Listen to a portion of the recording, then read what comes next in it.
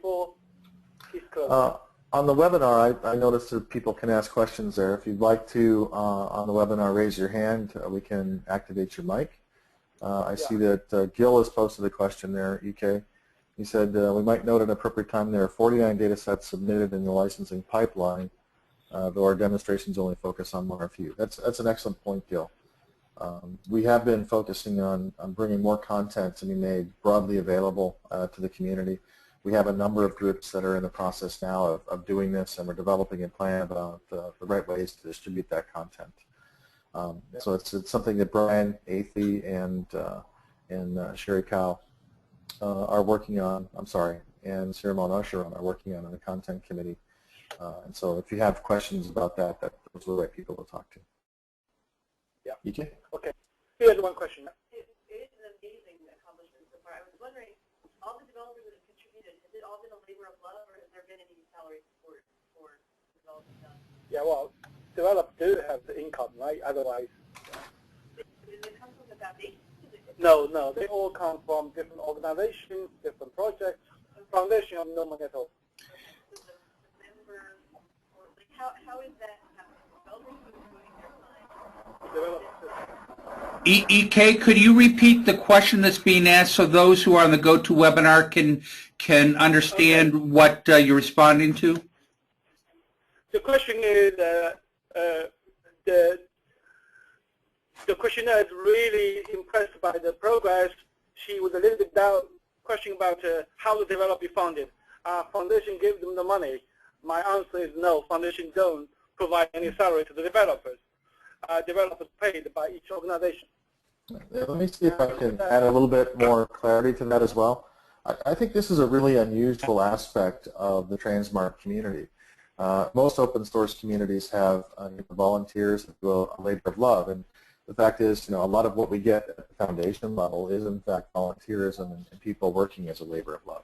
But in terms of the development effort, the beautiful thing about our community is that we've had some very large research programs and initiatives. IMI and eTrix have funded developers to work on using tranSMART as a platform for data for IMI projects. CTMM Trait has provided funding working through groups like the Hive and others to develop tranSMART as a platform for the Trait program. We've had groups like Thomson Reuters, Converge Health, Financial Biosciences, the Hive, working with commercial and nonprofit partners to do development on the platform to provide new functionality. And in fact, all the functionality you've seen here today that's been brought together into version 1.2 were initially developed on separate, over 11 distinct branches of the platform in an open source model by different individual groups. And what the foundation has done is really be the catalyst for bringing these all together into a single effort by helping to organize many of these different groups who have volunteered professional time, who have volunteered personal time. We've had a number of individual volunteers that have come and joined this effort as well. But overall, the foundation, as it works forward, will be looking for ways to try and enhance some of the funding to fund developers in this space. But to date, it's been this unusual mix of individual groups adding functionality and the foundation working with the community to bring that together into a single dedicated platform. Okay. Yeah, please. One part of the presentation was addressing about comparing the treatment patterns across patient cohorts. Are universities or research universities Yeah, that's the question, right? So the question is, two is really useful for cohort comparison, right? And is a university can talk to the system for free? Is that question? Yes, the software open source. It's totally free. Everything is open source. You just need to put your data in. Okay, that's the answer. Well, that's an excellent point, EK. Everything here is open source, and one of the key things that I think is really unique about this platform is, it's not just cohort selection, but the fact that we have data from individual studies, from cross studies, as you can see with some of the new functionality, that it's all patient-centered. And so one can look at the genomic data, the genome sequence, the proteomic data, the clinical data, all the data associated with that patient using these advanced analytical tools. And it's really a unique application from that perspective. The only thing we ask you to return is if you develop the new code, you also contribute. And if you have the data published, and then they should put in here and then share. That's an excellent point, EK. The code today is organized under GitHub. There's a license there for the code. It's the GPL version 3 license on the code, which is an open source license, which then impacts what the various uses of the code are. So if you have questions about that, you can go to the Free Software Foundation and read up on the GPL version 3 license. Any more questions? Are there any questions online, Kevin? I don't see any. Hold on. Can people just share their experience about other, you're working with organizations like Spider and Sanofi, that was hospital groups, if they express loss or data retention loss. So just an experience of that, how do we counter it in an application like this? So you come from hospital environment? Oh. I have worked in hospital environment, yeah. All right. So the real question is about the share our user experience, right, in the healthcare sector. My answer is yes. Now, since we are now build a system and the people use it, and the publication comes out, and one thing you will see from the this marketing project, which is Rudy presented, you will see more videos, more Twitters, and then more social media communication with user experience. But I also now have a publication. One of the publications I recommend to you is coming from the Harvard Medical School. There is a lengthy publication about comparison all the platforms. You rank the tranSMART as the top system platform for clinical study, and you can really read it. And I can send you the link. And actually, you can probably get it from the foundation website. You can get that from the foundation website. And I think one of the key people to talk with there is Paula Viak at Harvard, who's one of the authors on that paper, and in fact implemented tranSMART in a hospital environment in Paris, and is now doing the same at Harvard.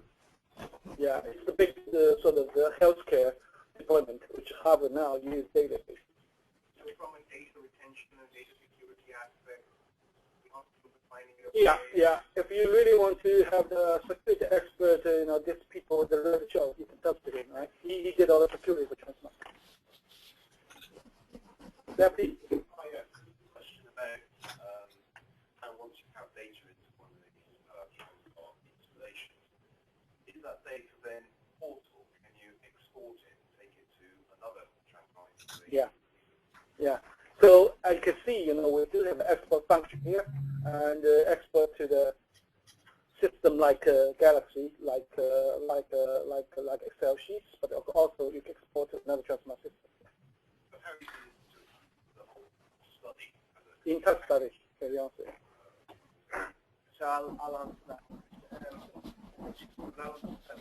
tranSMART, you have a series of obviously the raw data and a couple of descriptors, and essentially if you share these descriptors, it's really just pressing the button from one, or even just change the target database from one to the other. So it's extremely simple to do so. Okay.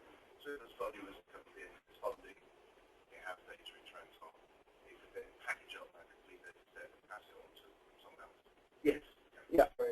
Yeah. Just clarification about that.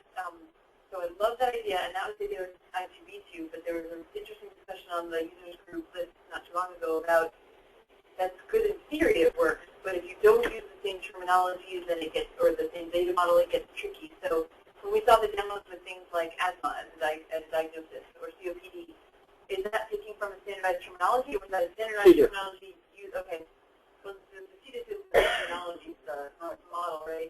Yeah. So the terminology, you see what I'm saying? Yeah, so it depends. You're right. If you have to use the exact same terminologies or the same, whatever ontology you would like to use in order for it to be compatible with what your version of tranSMART.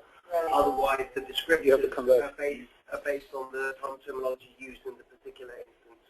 Yeah, and I guess my question is, the people who have implemented it so far, have they used terminologies that exist at their hospital or their university, or are they using Snowband or Loink or IT? I think it's case specific. So I've seen some studies which are very well formatted, but others are sort of unstructured, so to speak. That might be a good thing to push if people adopt it. So they try to. That's not too much tranSMART.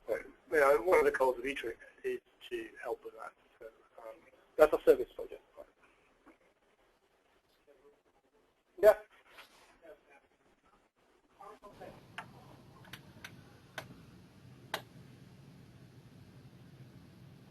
All right, Keith, I don't see any more questions from those on the webinar.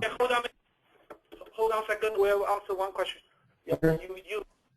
Your question is HIPAA, right? Yeah. So the data compliance, the HIPAA, high-tech, and so on. Here in the UK, NHS Information Government. Yeah.